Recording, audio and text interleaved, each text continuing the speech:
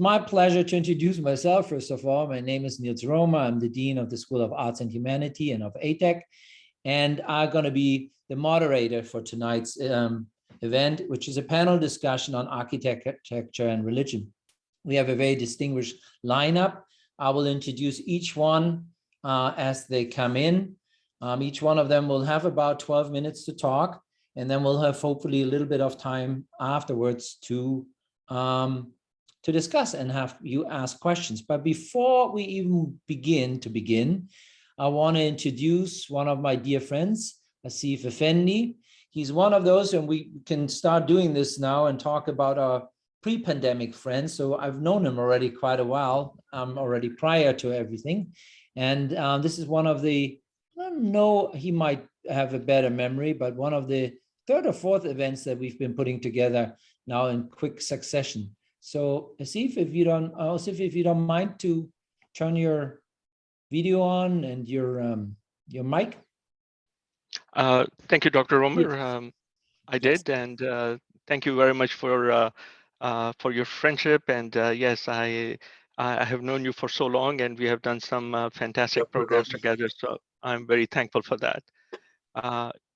At the same time, I would like to say salam, good afternoon, and shalom to everyone who is participating and who's presenting. And at the same time, it also gives me pleasure to welcome you on behalf of the Karbala Center for Humanity to another great program, Architecture and Religion, as Dr. Roemer mentioned. And I would tend to say, from whence comes the beauty. We are very thankful to Dr. Roemer, yourself, and UTD, and our volunteers and organizers throughout this event. And at the same time, we are very appreciative of our esteemed panel displaying the vast diversiveness and resources. So thank you all for participating in this. Just as a note, the Karbala Center for Humanity is named after the Prince of Humanity, Hazrat Imam Hussain al-Islam, who is eulogized both by Muslims and non-Muslims for his piety, his perseverance, his unbreakable will, his unshakable stand against oppression, and his ability to inspire the weak to stand for the rights. Our mission is to bring together like-minded people, institutions, and agencies that will work together with an overarching framework to pursue and reinforce positives and all-inclusive principles of freedom of thought and principles of justice and equality. So with that, thank you so much for giving me the opportunity, Dr. Roemer, and a couple of minutes, and back to you. Thank you. Thank you so much. I think, yes, this brings it back to me. So let me just quickly introduce our theme for tonight. As you know, our little flyer suggests, tonight is all about architecture and its critical role that it has played in various religious traditions. We, however, tonight want to have a bit of an opportunity to really look at this from a number of different religious traditions and not just from one particular perspective. It would be fair to assume that in a more narrow manner, we might just think of churches, synagogues, and mosques, but we will see that there's a lot more to it. And we also will understand that the ways in which one thinks about religious sacred spaces versus secular spaces might also vary greatly from one tradition to another. I speak quickly because there's a lot of erudite panelists following upon this, and I don't want to take too much time. So let me introduce our very first speaker, also one of my dear friends. Lucky to see you again tonight, Fernando. Dr. Fernando Rodriguez Miaja is his art historian who specializes in Mexican colonial art and culture. He has worked extensively as a consultant in numerous cultural projects. He has also actually taught at UT Dallas a couple of years ago, where our students were fortunate to have met him. But he also published probably the book with one of the best titles ever, at least in the English translation. It reads A Glimpse in the Night of Time, Life and Work of Diego de Borgraf. I mean, you can't do much better than with that title, I think. And we're really delighted for him to be here. He's also partnering up and is a fabulous host whenever you're invited by him. Right now, we're working with him very closely in Monterey, and we're looking forward again to seeing him actually quite soon, in the middle of February. So we, insofar as we can all travel. So Fernando, if you don't mind, Dr. Fernando Rodriguez Miaja, it's all yours. Thank you, Dean Roemer. I want to, first of all, see if you are looking at what you're supposed to be looking at. We are. We see everything. No, not everything. Don't see more than required. Anyway, first of all, my apologies. My screen name says Rocio del Mar for logistic reasons, but it should say Fernando, and it's me. So I want to thanks the institution first, University of Texas, Dallas, which I love a lot, and the Ackerman Center for Holocaust Studies, and Dean Roemer for inviting me, and Pedro Gonzalez for the coordination, and Dr. Miori for her help and organization, and all the team. And also, I should be able to show you the full screen, which I can't for some reason. Sorry that I'm very technologically stupid. But anyway, this is what I'm gonna be talking about, as Dr. Roemer mentioned. And thank you for all the attendance. We got family members, we got companies, we got universities, we got very many cities, Dallas, Monterrey, even family in Japan. So thank you for making this possible. And I'm going to be showing you that religion and architecture is a perfect symbiosis for the Maya world. So first of all, I should say that the text that you will see, some of the texts are written in English, and I'm not going to be using any signs for the Maya Quiche language. But architecture and religion, in the case of the Mesoamerican cultures and the Mayas, are very, very important. I'm going to be describing Mesoamerica, religion, and Maya very shortly. So what is Mesoamerica? Mesoamerica is a concept. It's not a bound for geographical reasons. You have the different presence of European countries in America. But Mesoamerica is referred to the cultures that were there when the contact between worlds happened: the Aztec, the Maya, the Inca, the Olmec, and this is distributed in a wide area, which is full of Maya sites. The main Maya sites are shown here geographically, and of course, you will probably identify some of the names: Palenque, Yaxchilán, Bonampak, Tikal, Copan, some of the main places that are very important in terms of religion and in terms of architecture. And obviously, there's a time frame. There's an ancient time, the pre-classic, the classic, which is where everything important happened, and then after the arrival or about the arrival of the Europeans. So these are the Mexican time periods. And of course, time is represented differently. The year bundle is the glyph for time. As you can say, it's a link between the past and the future through the present. So during a lecture in 1937 at Yale University, Carl Jung challenged the audience. What is an organized religion? What is the difference between the encounter of the religion and the religion's experiment? So with all the changes required, I invite you right here and now to reflect on this difference between the experience and the religion. The religion per se has difficulties because religion as a concept happened in the 18th century. It was a philological and a philosophical problem. You have to reflect, what is a religion? There's languages like the Japanese language on which that word specifically, it doesn't exist. It's more of a faith or a belief. So religion is more or less a tradition. How were you raised in a family level? And faith seems to have very little to say on this. So there is an example here of the difficulties encountered, the Holy Ghost concept when the missionaries went to different places. How do you explain the Holy Ghost to somebody that hasn't seen a dove ever? So it's probably going to be as a seal. So the religion is a complex problem, and it is linked to the measurement of time. And the Maya, the Mesoamericans, had several calendars, and this is reflected on the way it was represented. So just a brief encounter with the gods. The gods are mentioned in many, many sources. You have the sculpture, you have ceramics, you have the stone, you have mural paintings, the codex, oral tradition.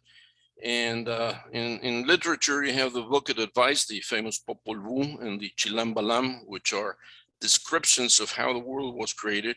And so you can get a glimpse of the text, the pre-Hispanic existing codex. There's only 3 of them, and they're named after the places where they're kept today. And in stone, these are the great, the beautiful lintels in Yaxchilan, which are complicated in terms of iconography, but they're very rich. And this gentleman here in 1904 proposed a classification of the gods that he found in manuscripts, and he established a listing based in letters. So I'm going to refer to both names here. You have the creator, Itzamana, the Lord of the heavens. You have the Bakaps, which are his helpers, and they are supposed to keep track that the heavens don't fall and the infraworld doesn't go up. So that's why the Seiba, the sacred trees, is very, very important. And you have the Lord of the Day, the sun god, Kinichahau, and you have a drawing here of the lintel that I shown in stone, which shows you how the Lord of the Day is very important. The famous descending god of Tulum, the planet Venus, god K, and you have the first father that's supposed to have created man, Hunalye, and you have one of the several manifestations of the Lord of Death. This one is Apuch, the flatulent. And you have the god of merchants, who's very, very important because the commerce was the basis of the Maya empire politically and commercially. Remember the obsidian and Teotihuacan and a lot of things. You have the feather serpent, the god of water, and you're going to see the example of Chichen Itza, the descending serpent. You got the Lord of the underworld, the ruler of night, another manifestation of death, and a listing of how they relate the names in the letters of Shelhas.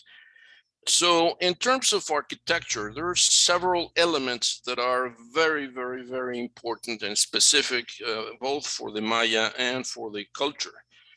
The Acropolis, of course, Greek term, but were not for the common people, they're for the priests or the government. So the plazas are very, very important.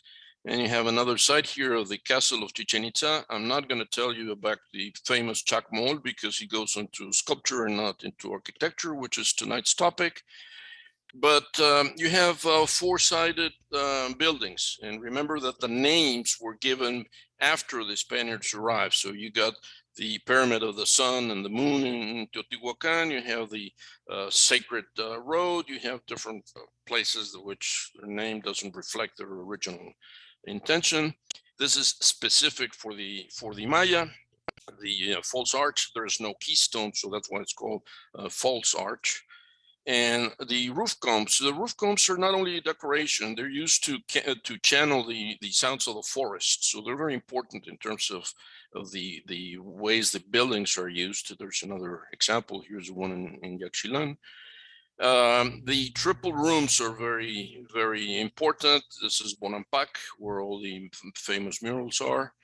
And also there are sets of multiple hieroglyphs, the stairwell that was used for the conference of astronomers in Copan, and the famous tablet of 96 glyphs in Palenque. The ball courts have a very important aspect in all the rituals in Mesoamerica, not only the Maya area. And the mural of the feet, and I want to pay homage to Juan Yadeon, the archaeologist who discovered it by mere accident. He almost killed himself, but he discovered it very interestingly. And it was said that the Mayas did not have tombs until Alberto Ruz found that the Temple of the Inscriptions housed the famous tomb of Pacal, and that's his burial chamber. And this is Alberto Ruz coming out from the sarcophagus. That's the historical photograph. And another scholar that is very active studying the Mayas, Mary Green Robertson, who also was contributed in the discovery of the Temple of the Red Queen in Palenque. It was, all the cinnabar usage is very, very important nowadays. The platforms of the skulls are all over Mesoamerica as part of the architectural details that are there. The sacred rows, the sacbes, are very typical of the Maya area. And some of the pioneers, Dr. Thompson, who was responsible for the first studies in glyphs, and my teacher and friend, she published a lot in UT Press, and her work on the Maya verbs is very important. There are many others responsible for museums, collections in other parts of the world. So the archaeoastronomy, which is the mixture of how the remains arrived to us of those who looked at the sky. And the looking at the sky and the worshiping of the sun is very common in Mesoamerica in many, many cultures, in Teotihuacan and Monte Alban and many places. And he who knows is the definition of the priest. The astronomer is he who looks at the sky, at the stars. So that is part of the codex. And architecture and religion are blended. You have here the famous equinox spectacle of the feather serpent coming down the side of the pyramid. And looking at that, Dr. Poulston died when he was struck by lightning. So there's people that know, but also suffer accidents, unfortunately. And there are observation sites dedicated to astronomy, like in Chichen Itza. The Governor Palace is oriented to the rising site of Venus. You have, of course, Tulum looking at the ocean and the awareness of the forest. The Lacandones, the tribes, the Aboriginal up till today are very, very keen of taking care of the forest. So just to show some examples of the presence of some of the gods in architecture, we have Tezcatlipoca, the smoking mirror. We have the god, the moon goddess, and we have the famous god of rain, which is present in many, many cultures, the Tlaloc, Cosijo. So just to conclude, are all buildings temples? No, this is dedicated to the glorification of rulers. And also some sacred sites are not temples or pyramids, like the sinkholes, the sacred wells, the cenotes. So, and they were dedicated to the culture of water. So this is very important. And I used to tell my students to reflect if anything that I've said did trigger your curiosity. And they love this example. This is the glyph, which I call the television set, and they never forget the name of the day. So maybe we can talk about Maya sculptures in another time. The sculpture is very important, I think, as important as architecture. And of course, if anybody is interested, there are materials that I can share, and just send me a note. This is my information. Or obviously through the university that they will be able to contact me. So I do thank you, and I'm available for further discussion. Thank you. Thank you very much. That was a wonderful beginning. So I think what we want to hang on for now is really what you impressed upon us, and that is what you called in one of your last slides, the idea of how religion and architecture are very much in the world that you're looking at blended. And so that, I think, is a good concept for us to remember for now, and to revisit after we've gone through all of our panel presentations. So I'm moving us now very quickly over to our next presenter, Dr. Ali Alibai. who is a fabulous individual for many, many reasons. One, for being immensely erudite and smart. He holds a PhD from Harvard, but is also very much distinguished by the fact that he is one of our visiting assistant professors right now, and that we collectively on campus, but in particular also our students, immensely benefit from him. Ali, I'll keep this brief about you. We're already all big fans, so here you go. You have your 12 minutes. Perfect. Thank you, Dean Roemer. I'd also like to thank UT Dallas, the Ackerman Center for Holocaust Studies, and the Karbala Center for Humanity for holding this event and inviting all of us to speak here today. I wanted to actually talk about women and their role in Islamic art and architecture. And to do that, I'm trying to do this in a very unconventional way.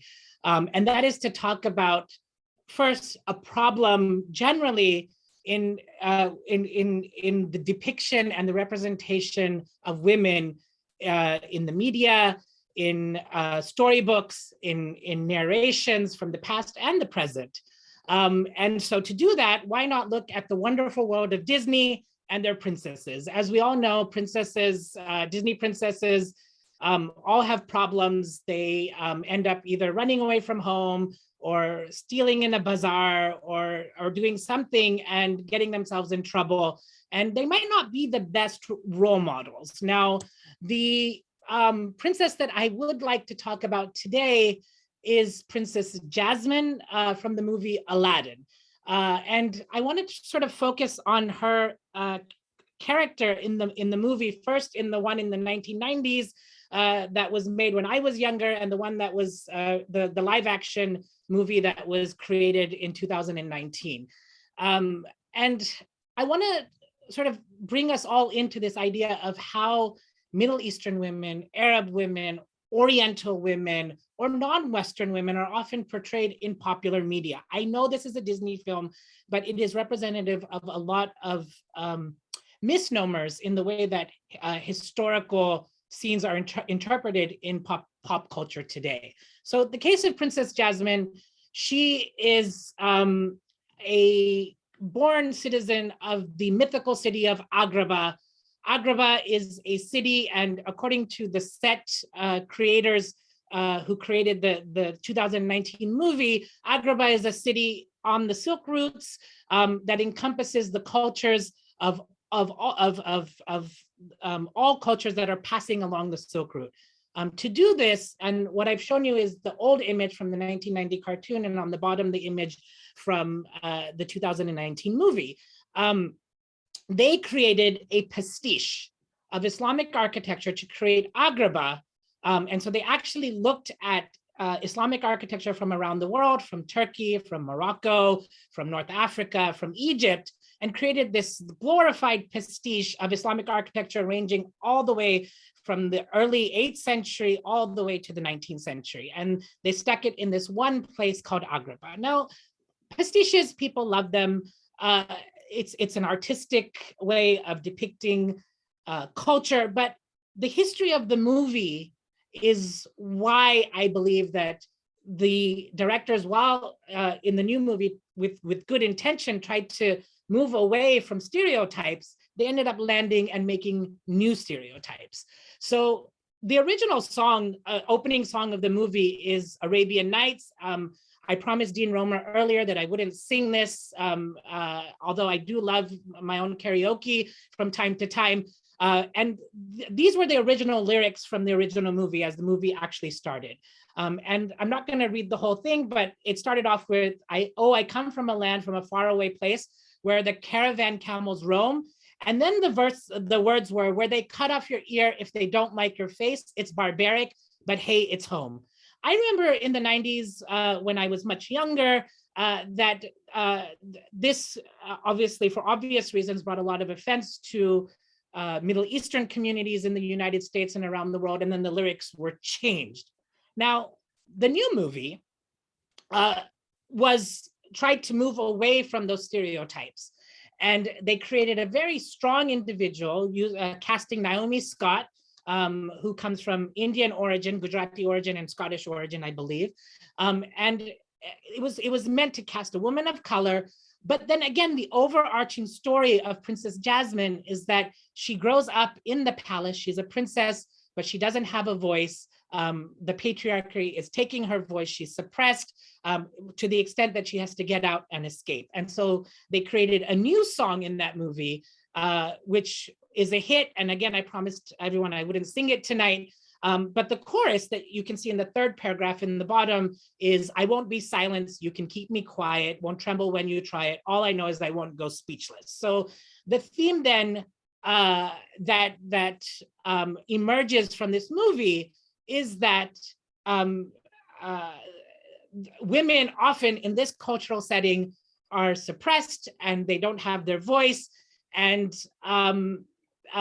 their voice needs to be found through their own agency, which is a sentiment that many women feel in many cultures around the world. So I don't tend to say that, okay, there's no meaning behind this. But what I wanted to talk about was I went through the entire movie while I was watching it, and I just could not close my eyes because of the pastiches that were all around. So this is actually a scene from Jasmine's private bedroom. This is her bed. And in the new movie, her mom is from a mythical land called Shehrabad, which was equivalent to what the scene directors thought is modern day South Asia or Pakistan. So the bedspread was made from Pakistan. And as I kind of focused in the film, my eyes drew to the headboard, which I recognized immediately because it's an external window of the Sidi Sayed Mosque built in the 16th century. It's a carved stone window grill from the mosque, and it was actually built by an Abyssinian Ethiopian origin soldier in Ahmedabad in the 16th century. But what you see in the movie is a decontextualization of the role of women in these cultures, the actual architectural pieces from the cultures, and in the creation of this very wonderful pastiche. But because of the lack of context, all of these things are displaced. So why is that important? Why is this point important? And when I pointed out the bed frame, that was the point where my wife basically told me to be quiet and just watch the rest of the movie and stop critiquing. I couldn't turn my head off at that moment. But the story of Aladdin actually stems from the Arabian Nights, which was a translation into English from a French translation of the Alf Layla wa Layla, or the 1001 Nights, which actually is a tale from the medieval Islamic world, but these English translations had extra stories added to them, including Aladdin. And Richard Burton, who translated in English in the 19th century, actually hypersexualized many of the situations, and that led to the objectifying of the women. It sort of created an imagination of how women were in these spaces. That idea is obviously coupled by Orientalism, which Orientalism is a concept of dividing the world into East and West, and looking at women in the East and the Orient itself as weak, as feeble, as feminine, as mystical, as magical. And it sort of stuck in the minds of Europeans and even European scholarship in descriptions of the East. These are pictures by Jean-Léon Gérôme, a very famous Orientalist painting. And you can see that Orientalist writers and also painters had an obsession with women, and in bat spaces on the left, and then on the right, you can sort of see a woman in the slave market who's highly objectified and highly sexualized. Again, I was on research in Spain one day, and I went to the gift shop. My daughter was 4 at the time, and I just picked up this book and I didn't get a chance to look at it, but this was an educational book to teach the children about the Alhambra Palace, which is a 14th century palace built in Spain. And you can kind of see that in the language, the first opening is a little history. There's images of someone on a flying carpet. There's references to the 1001 Nights. And then when looking at the court of the Islamic Sultan, there is actually images of belly dancing. and then obviously the same bath scene that we see from Jerome was repeated inside the book when looking at the princess, and then you can also see men sort of gazing upon her at the top. And this is in a children's book, and this is when my daughter opened it, and my wife was like, "What did you bring from Spain?" And I got in a lot of trouble. I should have actually looked at it before. She was 4. I'm not about censorship, but this was a little bit crossing the line. So this idea then of Orientalism sort of even finding itself in a children's book, the rest of the talk that I want to give today is sort of talk about the medieval Islamic world and what women have achieved in terms of religious architecture and art. And we're just going to survey a few things because I know that I'm running out of time. So we'll first look at Baghdad.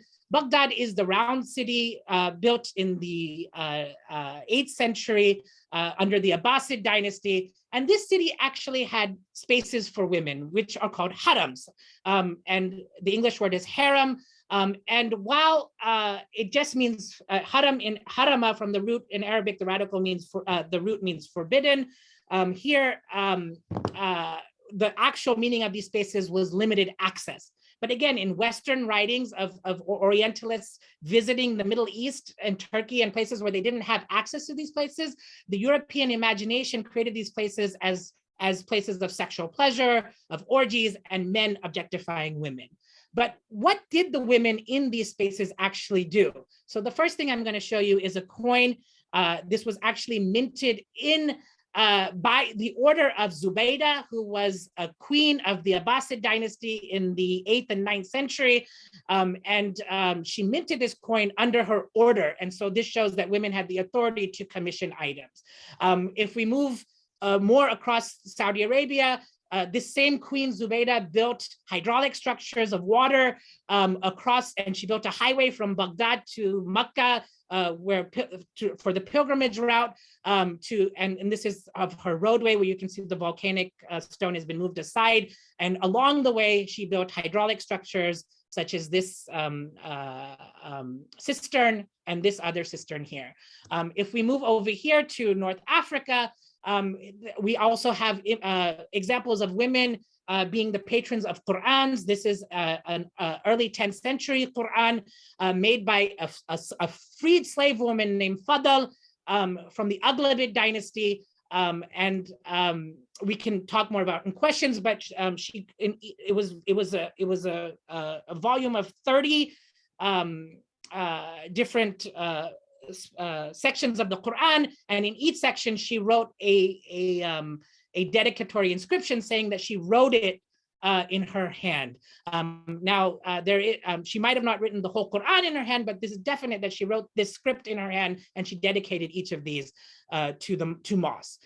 This one was also made by a nursemaid in the 11th century. And it was another Quran similar, split into 30. And so think about it, the Quran is 6,000 verses. This is only about 12 words on a bifolio. So these magnificent works of art were also created. We have an example of a queen in Yemen, Queen Arwa, who was the regent of the area, and she lived for 90 years. She had independent rule for 45 of those years. And this is her mosque built in Jibla. And finally, I want to end with, this is a plaque from the 10th century from Cordoba. And this is also from a slave woman in the court who rose up in the ranks. She also ordered the construction of a minaret and a gallery adjacent to a mosque, which is no longer extant today.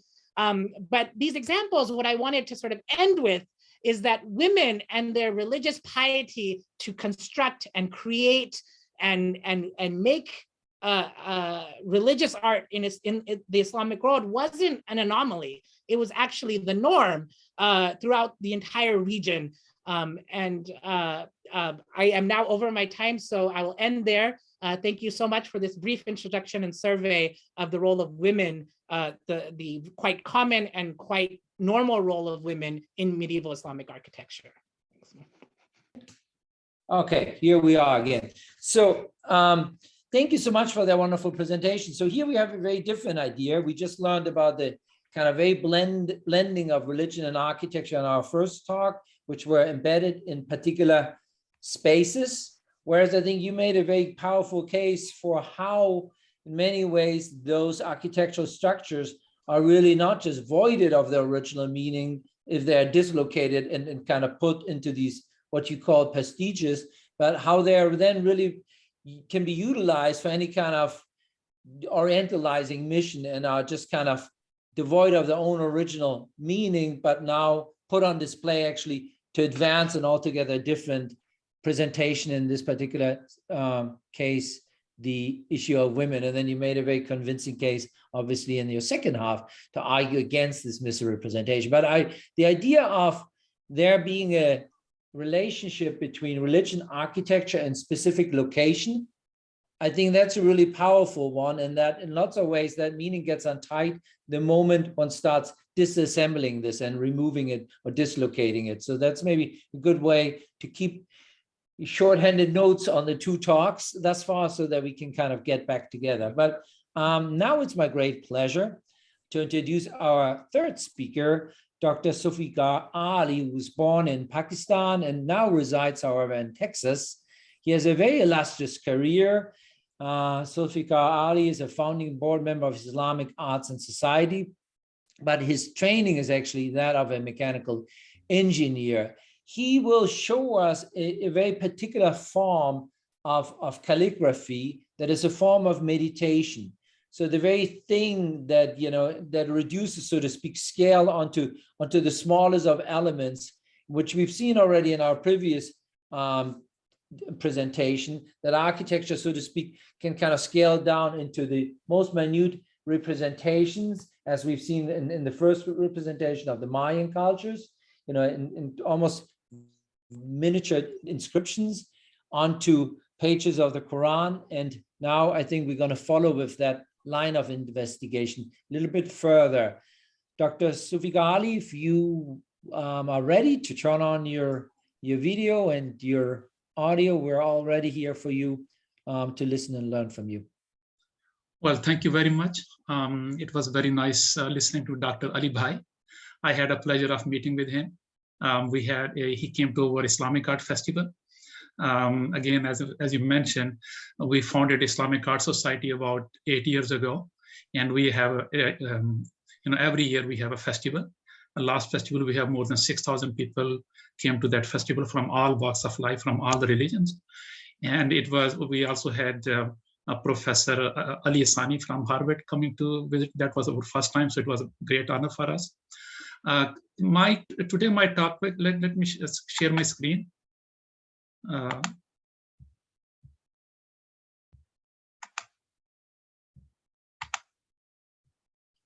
Okay. Can you see the presentation here? Yes, okay. Perfect. So yeah, my presentation today is about architecture and Islamic art. And I had the pleasure to learn some calligraphy, and when I was between high school and university. So I learned at that time, and we were very lucky to come in Texas, and here we started Islamic Arts Society. I know it's the largest society of its kind. So just a quick overview for you. On the left side, the mihrab you see is actually here in Houston. It's a part of the Methodist Hospital. And on the right side, I will explain a little bit more. This is a museum of future in Dubai. And my perspective is actually from calligraphy. And whenever I go see different places, I see the calligraphy, and it's very interesting. So here is about architecture and Islamic art. On the left side, the picture that you see is Taj Mahal. And again, this masjid here in Methodist Hospital. And this is from Dubai. As you can see, all these, calligraphy, which is Sulus calligraphy. Those are windows. Actually, it's quite a big building. So it's a amazing combination of art, architecture, and construction. And all those are actually the windows that people will be able to see from outside. And the void in between shows that we are always learning, and there is a lot of knowledge that need to be discovered. So that's the main purpose of this one.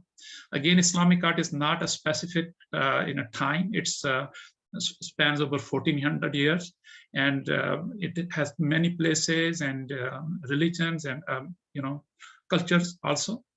So as you see that Islamic art is not only architecture but calligraphy, painting, glass, ceramics, tiles, textiles, and tiles and everything. Now coming to calligraphy and architectural element, that's a very interesting part because they merge together when it comes to building, beautiful designs of building. So on the left side, as you can see, it's difficult to read from here, but this all calligraphy. And on this side too. Interesting thing is this, Dr. Ali Bhai was presenting, and he showed some of the pictures from Kufic styles, which is early Kufic, and then he showed some example of Eastern Kufi style. So these are different styles, and once you know that, you pretty much by looking at a building, you can tell what era it is and what region it is, because calligraphy actually, just like it transcends like architecture, when it goes from one place to other place, it takes the impact of the local culture and local conditions. So for example, this one, Muhakkik, is a very famous style. Muhakkik means people who do research. So this was for them and one of the most beautiful design. And then the Naskh came, which was after, earlier were Kufic, but then after that Naskh came. From Naskh, it became Sulus. And when it came to Persia and Mughal Empire, they started doing Nastaliq. And the idea was that any Quranic inscriptions were usually in Sulus and Naskh, but if you're doing art and poetry, all those famous books from Gulistan-e-Sadi, all those poetry, they were written in Nastaliq. And then this one is Diwani. Diwani is actually in 17th century, 16th century. It became very popular in Ottoman Empire. And the reason is that it's difficult to write and difficult to read, because this is basically one dot and this is two dots here. So the idea was that nobody, when emperor is sending some information to people at the fronts, war fronts, they didn't want it to read people to read those letters. So that's why this Diwani style came into picture. And this is Rika. This is like a daily basis when people write in Middle East newspaper and all of that. So Rika is used. Now, my expertise in Nastaliq, it's very hard to learn any of these styles. It takes a lot of time and a lot of practice to learn this one. So I'm just focusing on this one, Nastaliq. Okay, now this one is a little bit more information. Again, Nastaliq is a combination elements of two predating styles, Naskh and Taliq. And it became most popular when it came to Persia, and from there it went to Mughal Empire, which is Pakistan and India and all of those places, and the Turkic sphere of influence. So it is primarily used for written poetry and as a form of art. So if you see this kind of calligraphy, slanted calligraphy, most of the time that is a Nastaliq. The other thing you will see, there is no diacritical marks on this one. So I noticed a similar stuff when Dr. Ali Bhai was showing his presentation, that Kufic doesn't have many of the diacritical mark on it too. Again, this is from our latest Islamic Art Festival, which happened on December 11 and 12.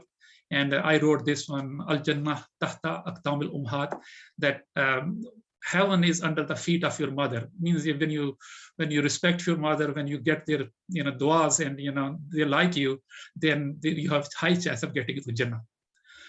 This is from Sam Houston State University. Man Jadda Wajada is basically when you work hard, you succeed. And this is one of the tools from old times.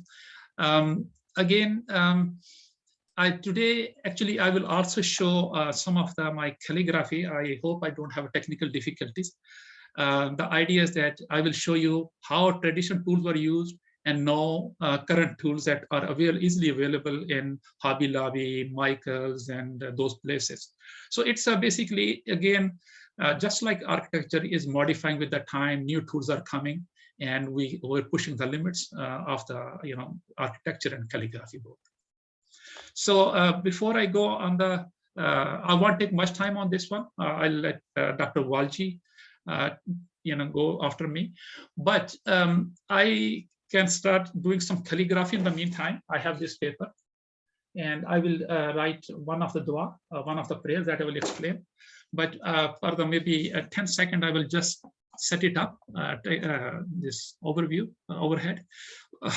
The idea was that I will come to Dallas and meet you all guys and also do the live calligraphy, but maybe I can do something just to add some, live, performing arts kind of stuff.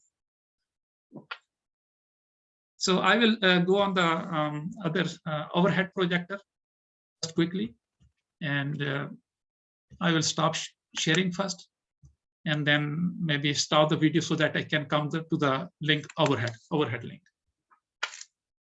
Can you hear me, everybody? Okay, great. Yes, we hear you really well. All right. So I have my calligraphy start. Just bear with me. We're all okay. All with you.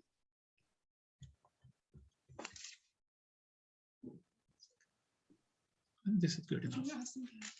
We've built. Okay, can you spotlight this paper on this, somebody? Again, this is ZA iPhone, I guess. Z Ali should be at the end. Maybe I can do that. Add spotlight. Okay. Now, can you see this? Yeah. Okay, so what I will do is I will let it to the moderator. I can start writing one dua, and then if you guys want to continue, and I can show at the end, or I can quickly do this composition in front of you. I think, let's go with you making this one composition right in front of us instead of us going back and forth. I think that might be the better way to go. And, okay, sure. This way we quite literally look over your shoulder. So good things will happen here, All right, thank you so much.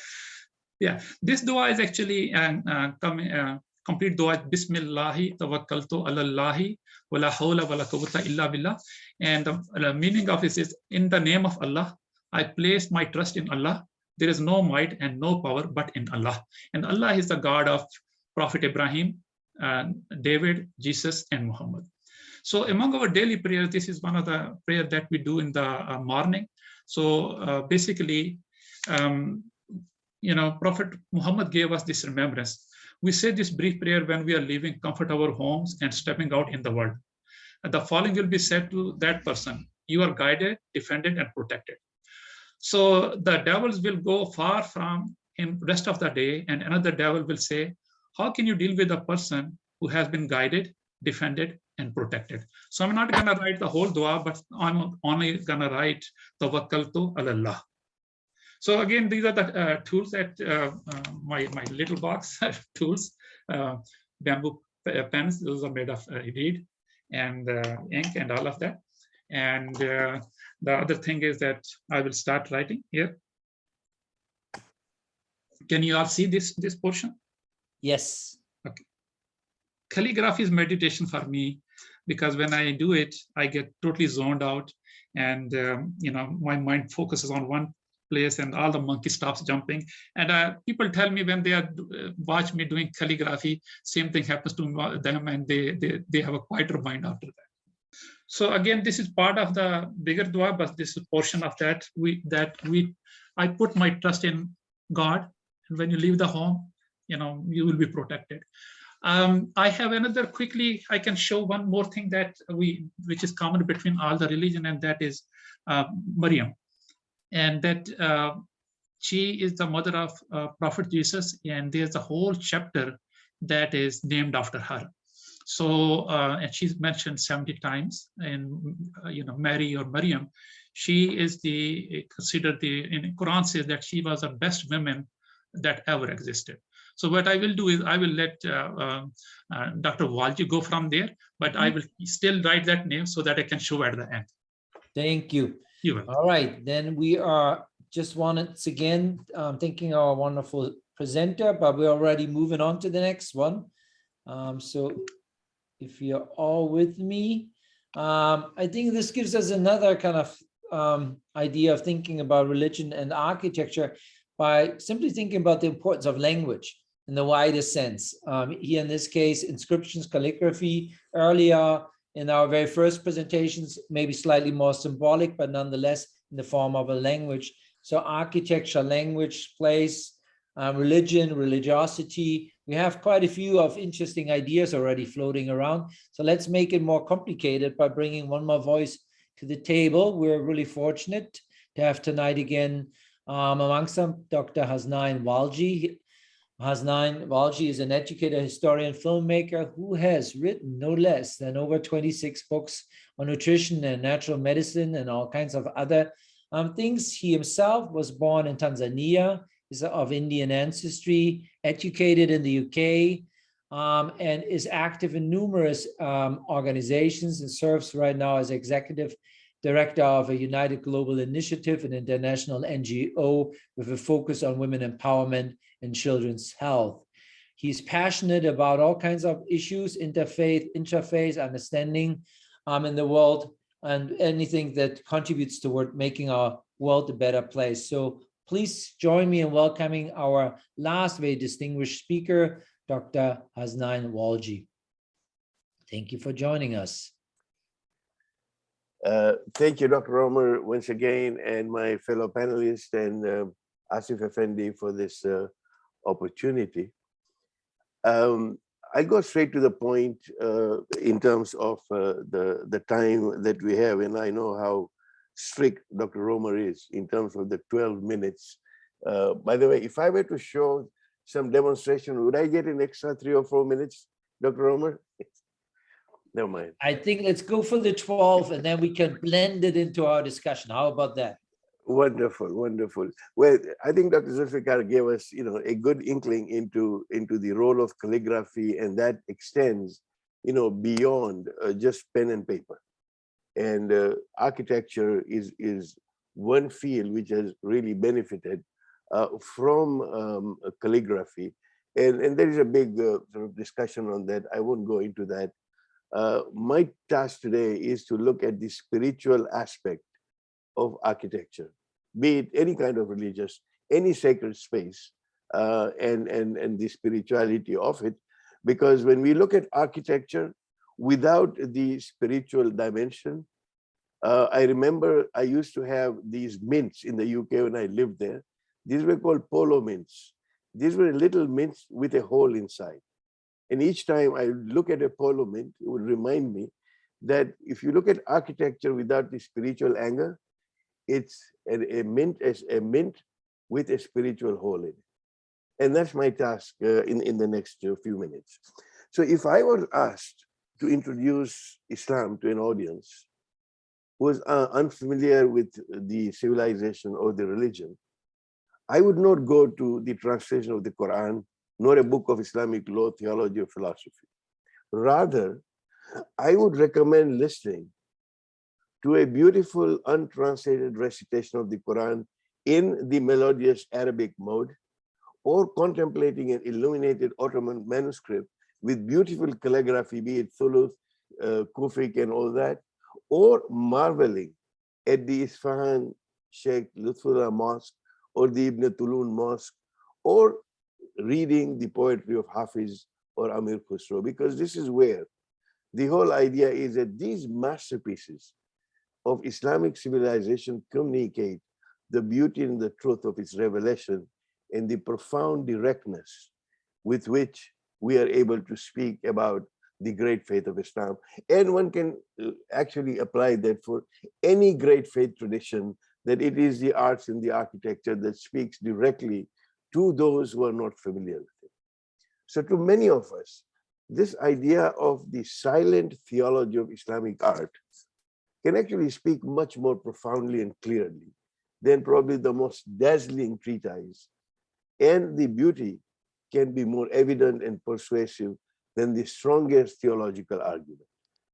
And that really is something that I would like to present. As we can see here, the integration of architecture and calligraphy, because the Quran was scripted in Arabic and the spiritual influence led to the scribes wanting to write the verses of the Quran onto the walls, and it then gradually translated onto architecture. For example, when we look at the transformation of Hagia Sophia, where when visual images were forbidden, calligraphy replaced it.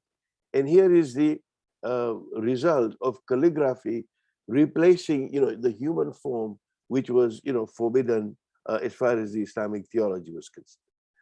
So when you look at this, and I just want you to kind of breathe in this experience of this person walking through these arches, walking towards this minaret, that the beauty of the Islamic art, attracts love, both human and divine. Just strolling through the beautiful mosque of Isfahan, and I've done that, or the mosque of Istanbul, one cannot help but feel kind of loved and feel the love of the beloved, regardless of the circumstances, outside. That gentle presence of beauty and love causes what we call in Arabic sakina, that peace of mind, the deep peace engendered by the awareness of the presence of the Almighty. And just as Dr. Zulfiqar mentioned, that you get into this zone by mere writing of calligraphy, the same feeling comes across when you truly imbibe the beautiful mosques that we have. By the way, that was the Masjid Sultan Qaboos Mosque in Oman, which I also visited recently. So quickly to define that for architecture, the first is the utilitarian dimension of a building, that anything has to be designed to facilitate a purpose for which it's built. A mosque is for prayers, a church is for worship, and so on and so forth. The second one is the aesthetic dimension, because Allah is beautiful. He likes everything beautiful. We hear this in the Quran, we hear this in the scriptures and the hadiths. The third dimension really is what I want to talk about. And the third dimension is the spiritual significance. If we only had the utilitarian or the aesthetic dimension, we would be missing out on a major dimension in terms of what Islamic architecture and the art is. So here, I'm going to very quickly focus on three things and the spiritual significance of this. Each mosque has a minaret, as we know. Each mosque has a niche, what we call the mihrab, where the prayer leader actually stands to lead the prayers. And of course, we have the dome, the famous domes, be it the Dome of the Rock or any other building. What we see here really is the magnificent dome here. And imagine, I want you to be with me, to observe and feel this canopy above the earth, the tent that guards the earth and the worshipper, a symbol of the heavens, the celestial presentation of the heavenly constellations, as we heard from the previous speakers, of the glory of a civilization, and in this case, the glorification of the Almighty. So alongside the minaret, this dome, any dome, has come to represent mosques throughout the world. The dome was not a Muslim invention, but it was certainly popularized and spread by the expansion of Islam. The origin of the dome is also not clear. Some people say the oldest example actually traced back to pre-Islamic Persia, and maybe somebody more knowledgeable here would kind of guide us to that. But as you enter a mosque, the instinct is, whether it's Hagia Sophia, whether it's any other mosque, is to immediately bend one's neck to gaze up at the inside of the dome. But this is where the sum of the whole meets. This is where the raised hands lead to, and this is where we look to find the presence, the spiritual presence of our Creator. And when you look at around the mosque, most of them have what we call the Asmaul Husna, the 99 names of God, infused in gold and in black mostly, that we look at the work and the craft, the laborer, the lover, and the artist who did that, and the architect who raised his dome as a physical attribute to represent the beauty of the Creator. So these magnificent domes are part of the Islamic culture. And if you understand that that represents the idea of Tawheed, unity, of the monotheist faith, for example, the circle dome sitting on the square base structure of the mosque, which represents unity in multiplicity. Truly, this is so spiritual and so very much enlightening. The next one is a niche, which designates a direction where you direct yourself to prayer towards Mecca. And when we look at this niche, and particularly if that niche happens to have a lamp, the spirituality of this and the Sufis and the mystics go for this idea of Nur ala Nur, the whole surah, the whole chapter in the Quran about light, that it talks about a niche and a light being within that niche, and a lamp, which is a direct reference to this very significant and a spiritual part of the understanding. You enter a mosque and you have the ablution right at the entrance. Imagine you enter a mosque, the fountain is usually designed in a manner to remind you that there is this fountain which is surrounded by mostly 8 pillars covered by a dome. The utilitarian idea is the physical purification, that you make your ablutions. The spiritual really is representing the 8 gates of paradise, that as you go through this particular dome and this ablution place, that you actually enter into the hereafter, stepping into the mosque, expecting as to what one is able to have when you enter the mosque. It's really that spiritual journey that one takes at every step, and every piece of architecture really is designed for something.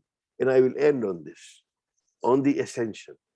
The whole idea is that the minaret is the ascension of the spirit. A clear example of the spiritual existence of the architectural elements.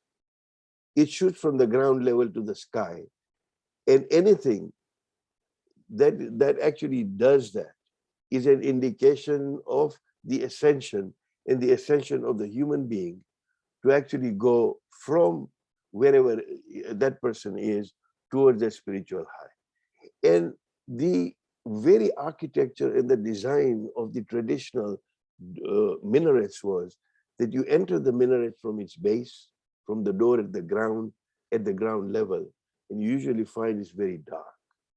And then you start to go up the staircase, and you find that the first level you get to, you may get some light from an indirect source, and you'll get little light. As you go higher, it'll get little lighter, and finally, when you right up at the top of that minaret, which is utilitarianly, it is to call for the call of prayers, but truly this is the ascension of the spirit, as to get that you start getting more and more light and more in terms of what you're able to do. So when you stand at the ground level, you can see as far as the next building. If you go to the first level, you can see further. If you go to the next level, you actually see all the way to the horizon.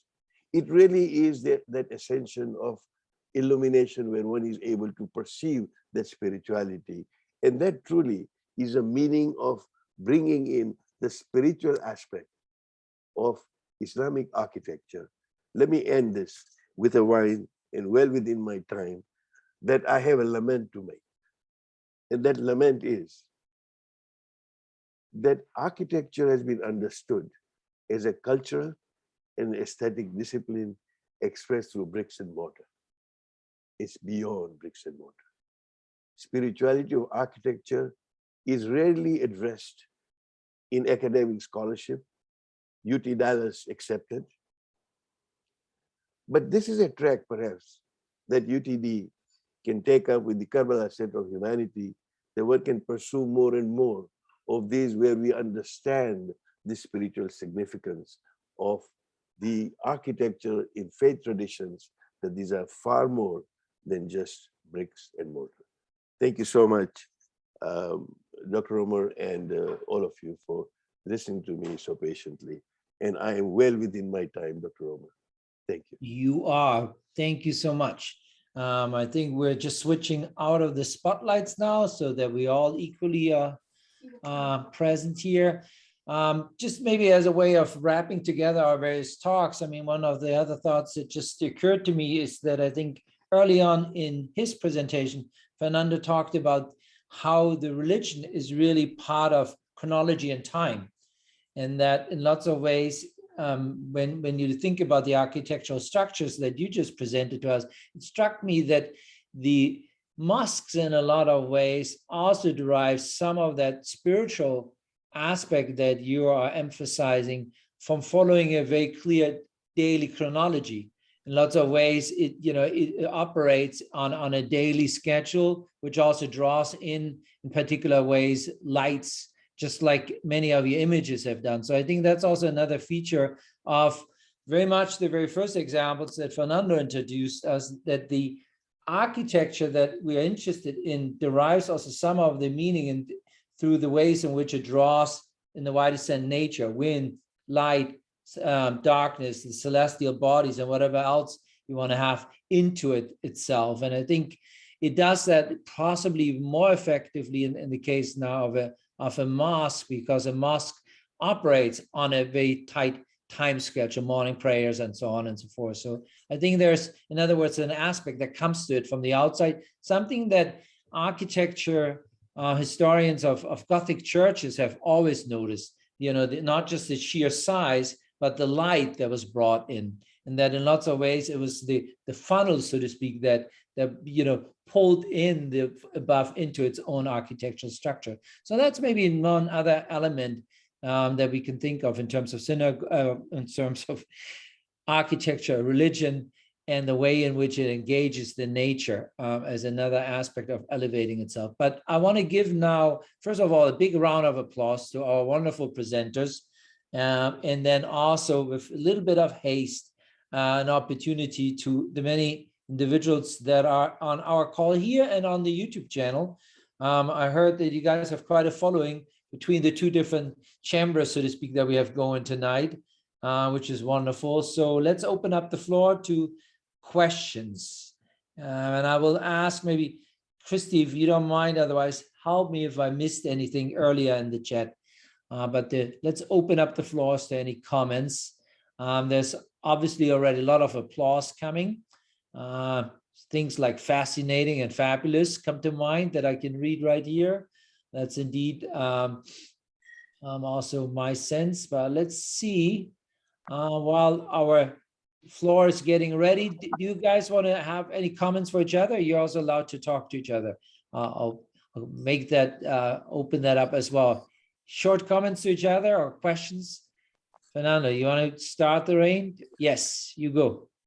I want to congratulate the other panelists. It's fascinating because the wrap up of culture in the widest sense is very important.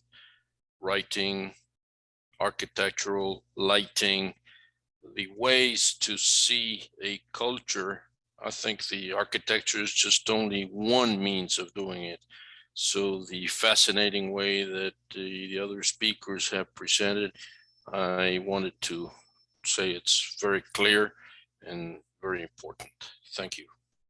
Thank you. Let me just grab one from because in lots of ways from our chat channel, how, think initially maybe about the Mayan context, can we think about God in terms of the architecture?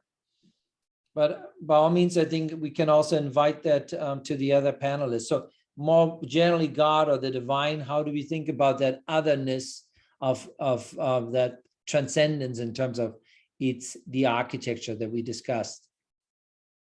Okay, this may have put too many words into this all at once, but it was initially more specifically directed at the question about the Mayan context. How can we think about God in that world? Let me give you a very, very simple answer to that, because we can be talking about the religious in a long, very long, religion is very wide. Okay, you want to hear about the religion or you want to hear about the gods? Which one do you want? God. This was more specifically, about how to think about God or the gods in the context of the Mayan architecture that you shared with us. Okay, well, it's a very complex phenomenon because the concept of God in a religion is what? A creator God, the one that's related that's reflected on texts. Are you talking about a one God or many gods? It's there is an issue here of myth and religion. What Mircea Eliade was studying all his life and saying, well, a God is a supernatural power that takes care of the cosmic order. And that is one definition. But cosmic order means the relationship to human beings. And that means that's an interpretation problem, because the gods take care of us, but how do we understand the presence of gods? So if we have a drought, are we saying that the God of water is not taking care of us? So the fact that God is an interpretation by humans, this is very wide. Some people say that there are 13 main gods in the Maya culture. And some say, well, this is just a symbolic number. No, maybe it's not 13, it's only 9. And the pantheon of gods, you see the register of the alphabet and the names of the gods, there are 80 some. So are we talking about one creator God and he has helpers, or we're talking about it's a very complicated issue. I think we're getting that. Let me just maybe move on, if you don't mind, and just remind all my learned friends that we try to be short in our answers, because there are a couple of interesting questions coming in now. So we have one still coming in for Dr. Ali Bhai. Can you think of any other women you might describe? I mean, the example is you have women in early modern courts as agents of diplomacy, gift giving. Can you, think about any other examples that you could share with us? Most definitely. Thank you, Harper, for that question. Harper is a student from the Edith O'Donnell Institute of Art History. You want the cliff notes to the classes, huh? Yeah, one of our best. That's a great question, and I think I'll answer it with one of the examples that I actually gave of Queen Urwa from Yemen. So at the time in the 11th century, Yemen has political ties with Fatimid Egypt down to the south. And so there's a connection between Egypt, which is ruled by the Fatimid dynasty, and the Sulayhids, which is ruled by Queen Urwa for the longest time. She's a co-ruler, and then when her husband dies, she becomes the sole ruler for over 40 years, as I said. During that 40 years, she has to maintain ties with Egypt, and she does this by some of the elements in the architecture of her mosques resemble the architecture that's happening in Egypt at the time. But then she goes one step further in what you're mentioning as gift giving, is that we actually have in the text a whole entire inventory of jewelry and jewels and treasures that came from the Yemeni court and were sent. And anytime something was sent, she actually wrote a whole inventory of how much each thing weighed, what each earring looked like, and it's a beautiful document.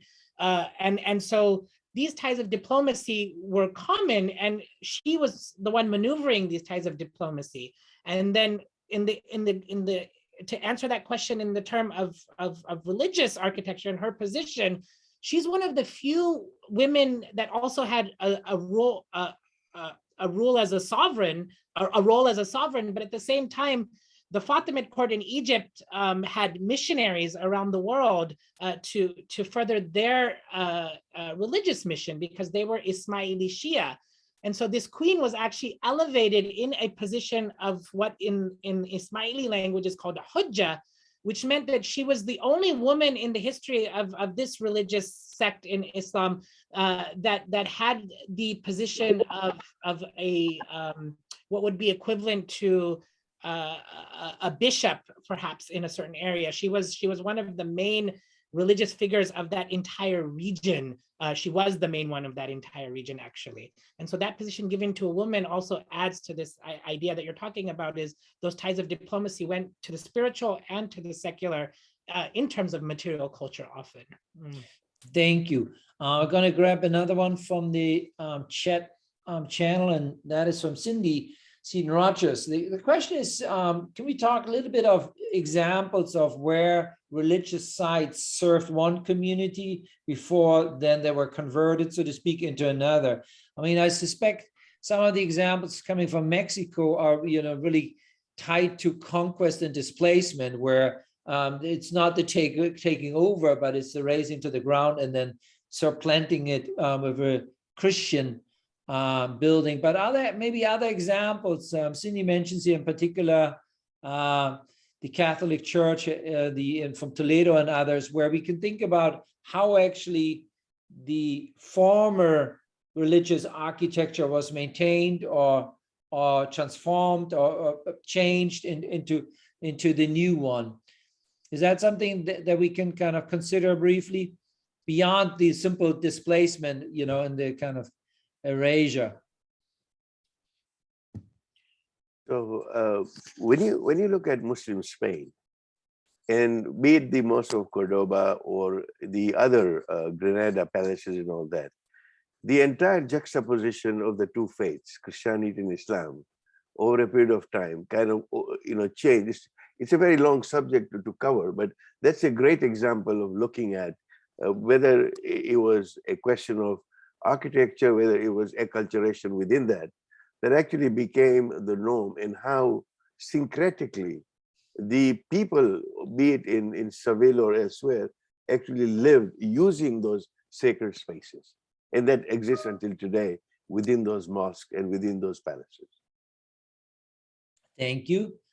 And if I could we have, oh no, you go on. Sorry, I'm like just quickly, there. There's a wonderful study by Maria Rosa Menon who wrote Ornament of the World, but she also talks about this relationship between Jewish synagogues, Catholic churches, and Islamic mosques in Spain as a relationship of intimacy, and she uses the whole book is chaptered on ideas of intimacy between these three cultures, because in the question you talk about El Transito, the synagogue in Toledo, and if you go inside that synagogue, what's interesting is that if you decontextualize the building and you didn't know that this was a synagogue, the interior ornament very much looks like a contemporary mosque of in the area, because the artisans and the way to represent the spiritual and the holy at that time, the vocabulary was shared between Muslim societies in Spain and other societies. So Spain is just a wonderful place to sort of see this type of intimate sharing of forms, where you can have in Christian churches faux Arabic decoration crowning sort of the images of saints being painted on walls. And then in the synagogue, you can see Hebrew lining the ceiling, where in a mosque, for instance, it would have been Arabic. So it's a perfect example of this shared sanctity that can traverse spaces in expression of religion and the spiritual. Thank you. We had another interesting question, sound.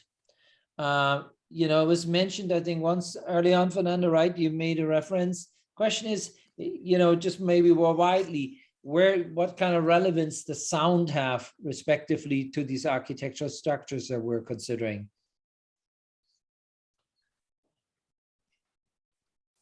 Sound is part of the spirituality.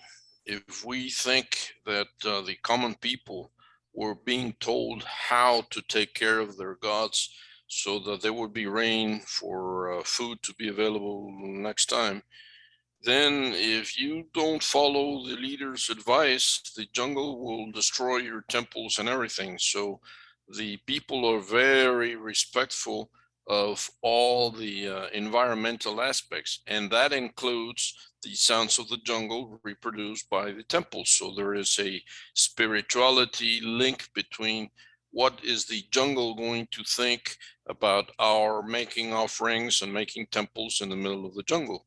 So it's an issue of spirituality.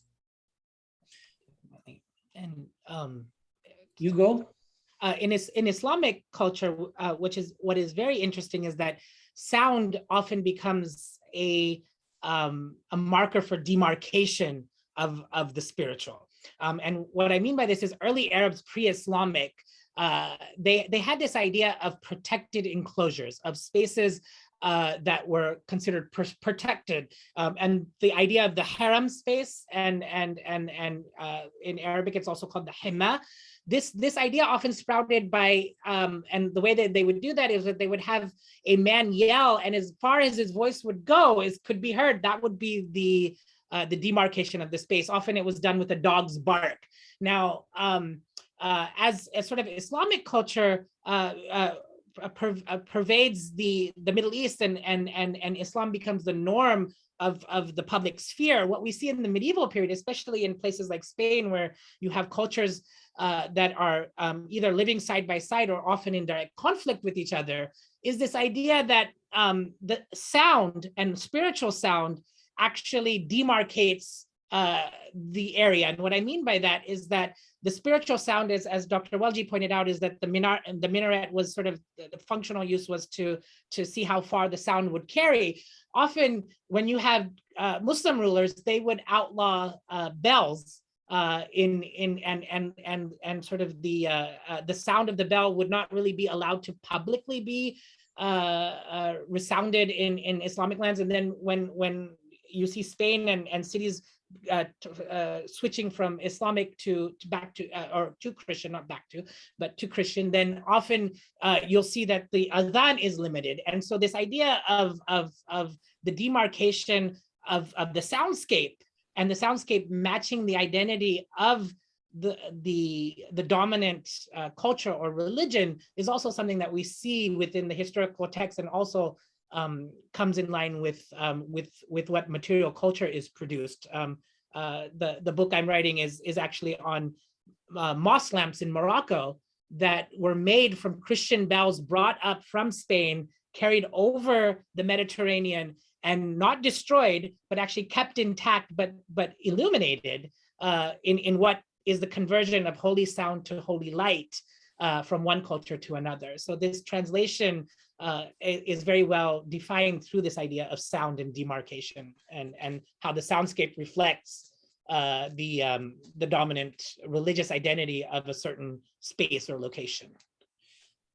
Thank you. I'm afraid this brings us up to the 8 o'clock. We have two more things to deliver. On the one side, we had promised earlier, I think that Zulfiqar Ali will have a chance to complete not only his work, but to show it one more time. Sure. And then secondly, I want to also see if our friend Asif Effendi may want to also have some concluding comments. But why don't we go first with the show and tell, and then Sure. we go from there. Well, thank you very much. It's an honor to be part of this panel. I learned a lot from all of you guys. It's always a very steep learning curve. On the calligraphy side, while we were discussing, I wrote this Maryam. Again, this is the name of Mary, the mother of Jesus, and there is a big significance in Islam about this name. So in Arabic, equivalence is Maryam. And again, the tools are just like architecture. We have using newer tools. Again, this one I use something from, I found at Michael's to write this one. I don't need a column and pen and all of those inks, Beautiful. Thank you so much. Thanks a lot. Thank you. Then, yes, I think I see Asif. Do you want to say like a few concluding comments? Just join me. Dr. Roemer, no, absolutely. A person with attention deficit has not sat through 1.5 hours just listening to this fantastic presentation. I was so mesmerized through this whole thing. Thank you all. Thank you, Dr. Roemer. Thank you, Dr. Holly, and everyone for this great program. So I appreciate all your help and support. Same here. The last thing that I'm going to say to everyone, at least if you are somewhere in Texas, keep warm. Make sure that you have your candles close by and whatever else you need. And, we do love to see you all on Zoom, but I do look forward to the times when we can meet more again in person. And between now and then, just keep safe and be in touch with us. Good evening and goodbye, everyone. All right. Right.